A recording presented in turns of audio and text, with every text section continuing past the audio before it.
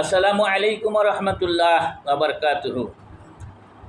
আল্লাহ সূরা হুজরাতের 11 নম্বর আয়াতে আল্লাহ তার রাসূলকে বললেন, হে রাসূল, আপনি মোমেনদের বলেন তারা যেন একে অপরের প্রতি ব্যঙ্গ বিদ্রুপ না করে। হতে পারে বিদ্রুপকারীর চেয়ে যাকে ব্যঙ্গ বিদ্রুপ করছে সে উত্তম।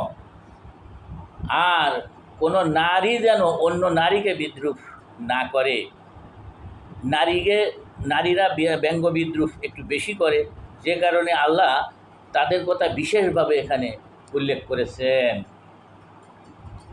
আর তোমরা কারো নিন্দা করো না, কারো মন্দ নামে ডেকো না,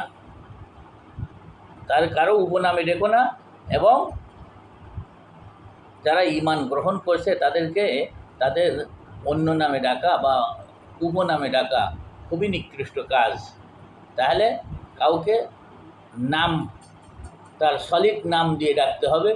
উপনামে যেমন কালু মিয়া, দলু মিয়া, অমক, করিম খোড়া, রহিম কানা, এভাবে ডাকা উচিত না, যাবে না, আল্লাহ নিষেধ করছেন।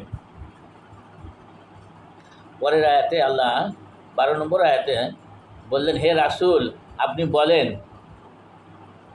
হে তোমরা যারা ঈমান এনেছো, তোমরা অনুমান করে কথা বলো না, অনুমান থেকে দূরে থাকো, কারণ অনুমান করা পাপ।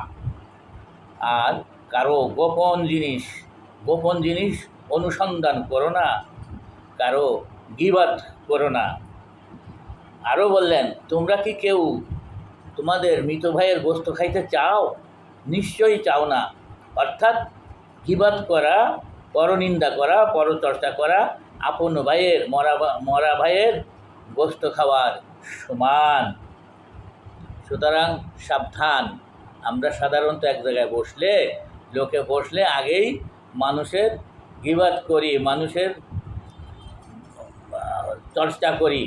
এটা থেকে যেন আমরা বিরত থাকি, আমরা সবাই বিরত থাকব। এটা গর্হিত কাজ, গুনার কাজ। আশা করি বুঝতে পারছেন। ভিডিওটি শেয়ার করুন, সবাইকে জানতে সাহায্য করুন। আসসালামু আলাইকুম রহমতুল্লাহ।